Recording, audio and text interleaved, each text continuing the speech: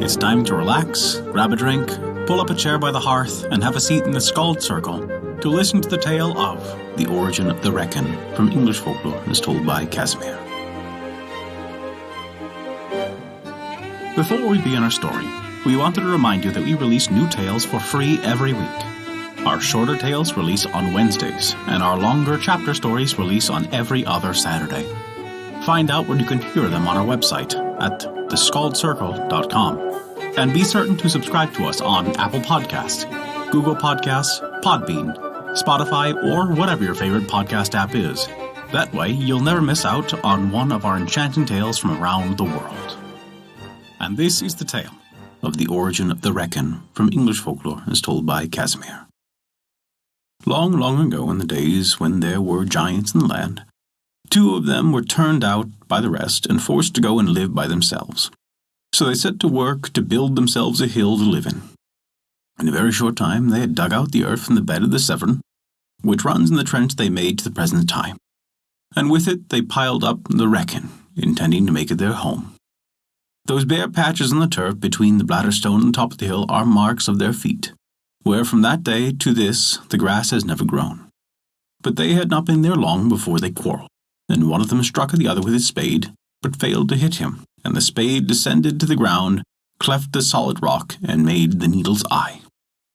Then they began to fight, and the giant with the spade, for they seemed to have only had one between them, perhaps that was why they quarrelled about, was getting the best of the first, but a raven flew up and pecked at his eyes, and the pain made him shed such a mighty tear that it hollowed out the little basin in the rock, which we call the raven's bowl, or sometimes the cuckoo's cup, which has never been dry since, but is always full of water even in the hottest summers.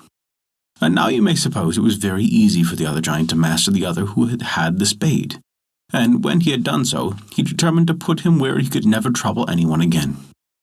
So he very quickly put up the Urquhart hill beside the Wrekin, and imprisoned his fallen foe within. There the poor blind giant remains until this day, and dead of night you may sometimes hear him groaning. There is another, better-known legend of this famous Wrekin. Once upon a time there was an old wicked giant in Wales who, for some reason or other, had a very great spite against the mayor of Shrewsbury and all his people, and he made up his mind to dam up the Severn, and by that means cause such a flood that the town would be drowned. So off he set, carrying a spade full of earth, and tramped along mile after mile trying to find the way to Shrewsbury. And how he missed it I cannot tell, but he must have gone wrong somewhere, for at last he got close to Wellington, and by that time he was puffing and blowing under his heavy load, and wishing he was at the end of his journey. By and by there came a cobbler along the road with sacks of old boots and shoes on his back, for he lived at Wellington, and went once a fortnight to Shrewsbury to collect his customers' old boots and shoes and take them home with him to mend. The giant called out to him and said, "I say, how far is it to Shrewsbury?" "Shrewsbury," said the cobbler. "What do you want at Shrewsbury?"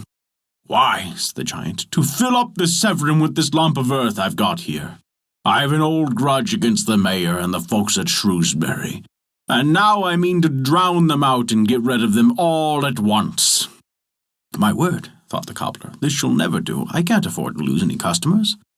And so he spoke up again. He said, "You'll never get to Shrewsbury, not today nor tomorrow. Why, look at me, I've just come from Shrewsbury, and I've had to wear all these old boots and shoes on the road since I started."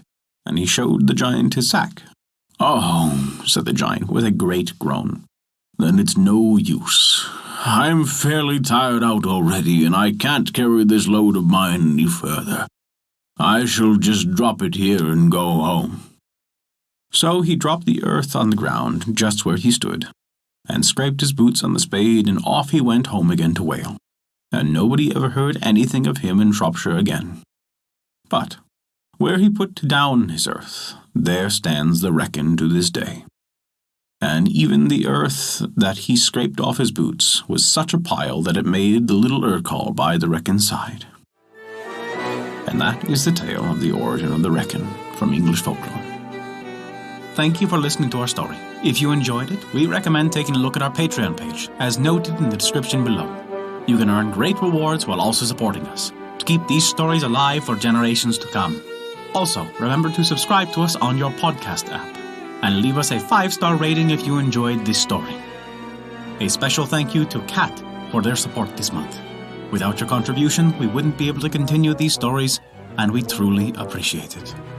Visit thescaldcircle.com to stay up to date with all of our current events, news, and much more. Not only that, but you can also visit our story archive of every tale we have ever told. It's sorted by origin and region for the convenience of your listening pleasure. Thank you for listening to our story.